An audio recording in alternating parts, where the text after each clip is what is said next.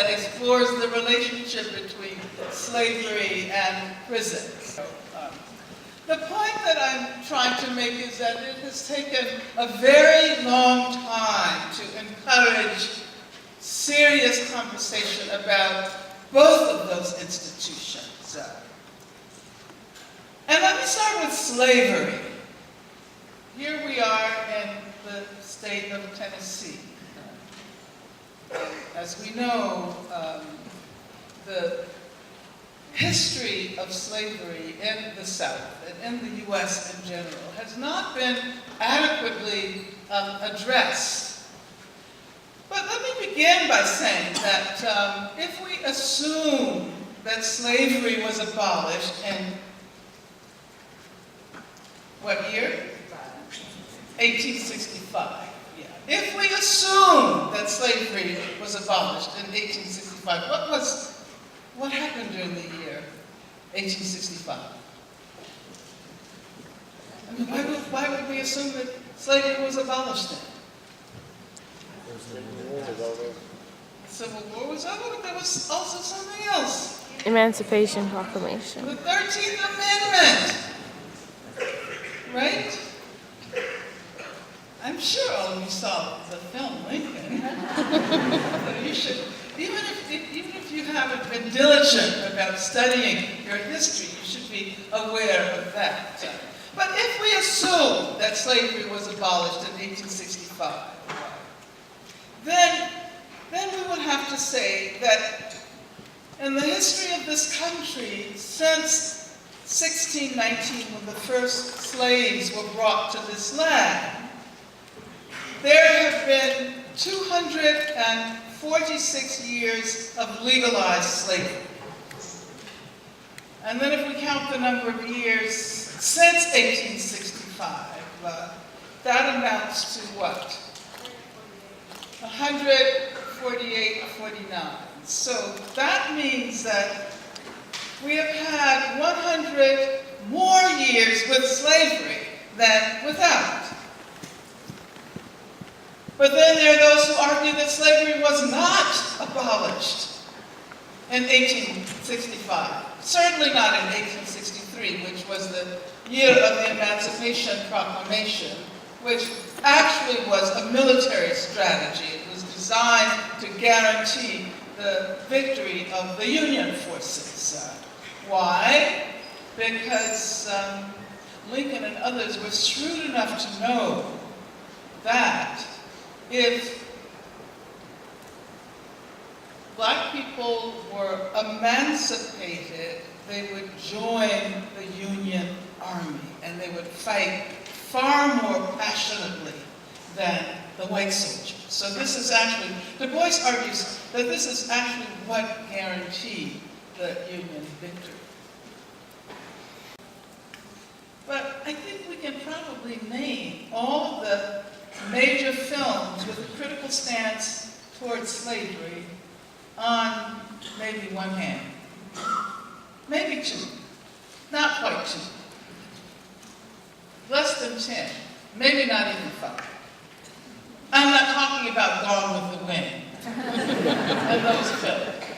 You know, because I was actually having a conversation with a friend, and we were trying to name the films on slavery, because it seems as if we have all of these images in our heads, right?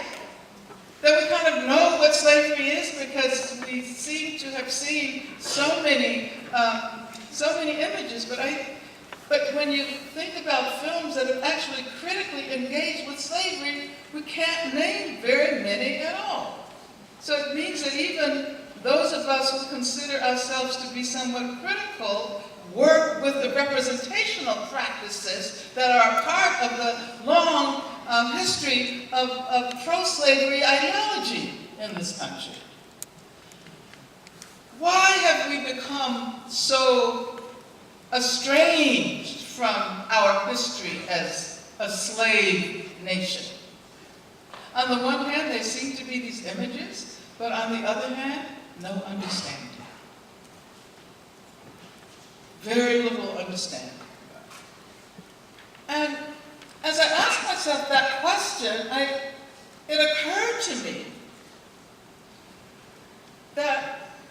if we answer that question, we might also begin to understand why it is so difficult to acknowledge our present as a prison nation. If we cannot acknowledge our past as a slave past, then we will never be able to address the major issues that revolve around mass incarceration, the prison industrial complex. Of course, it is important to know the past, to understand the past. But what if the past is not the past? What if the past is also the present? In order to understand the relationship between slavery and the prison industrial complex, it is important to recognize that slavery did not end in 1863 nor even in 1865. That short, seemingly inconsequential phrase of the 13th Amendment, which putatively abolished slavery. Section 1, neither slavery nor involuntary servitude, except as a punishment for crime whereof the party shall have been duly convicted. That's the exception. The exception is longer than the affirmation. Shall exist within the United States or any place subject to the jurisdiction. And then the second part of the 13th Amendment, you can commit it to memory easily. The second part of it simply says, Congress shall have power to enforce this article by appropriate legislation. So that's how slavery got abolished. And that phrase of the 13th Amendment is often used to that exceptional phrase, except as a punishment for crime whereof the party shall have been duly convicted.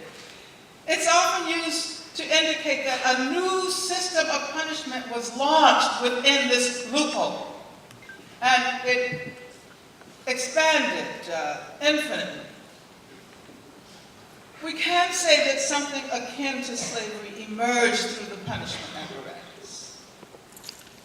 Sometimes we talk about imprisonment as an analogy, as that it is an analogical relationship to slavery. We talk about it as if it were an analogy to slavery.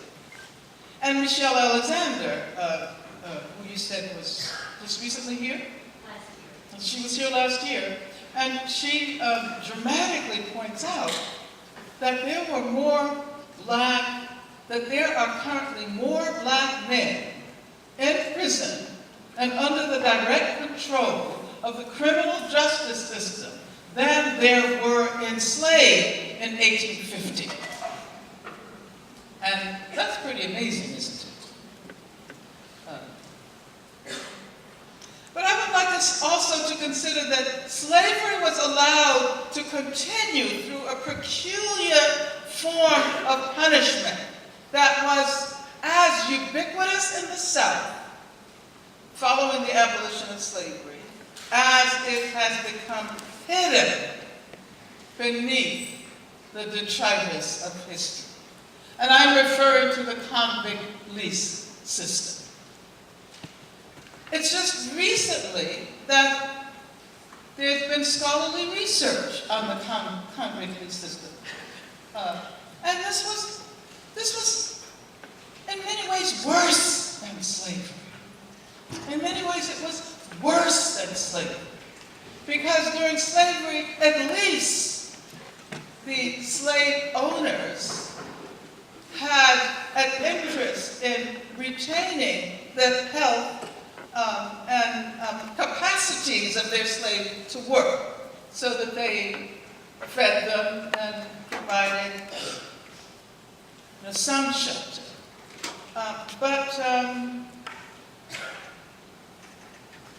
But during the convict lease system, there was no such motivation. As a matter of fact, one book written by a scholar by the name of Matthew Mancini is called One Dies, Get Another. One dies, get another. Slaveholders had to invest in the life of a human person, right? The lifespan.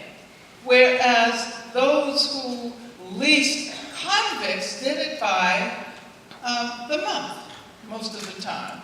So it didn't matter whether they were worked to death during that month. They would have to pay no less for a human life that expended itself through labor during that month than they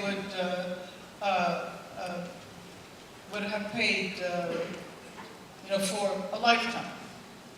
Now, and as I pointed out, Blackburn argues that actually slavery was not abolished. It continued through this particular kind of punishment that was meted out to black people. It's as if politicians and other leaders simply refuse to recognize what a catastrophe slavery created for this country. Slavery was not some insignificant aberration. The fact that human beings were bought and sold and were legally treated as property, the fact that human beings were compelled to labor under the most despicable conditions, that they were sexually abused, that they were not recognized as human beings, this was a catastrophe with vast implications that would influence the history, culture, and collective psyche of this country for many, many decades to come.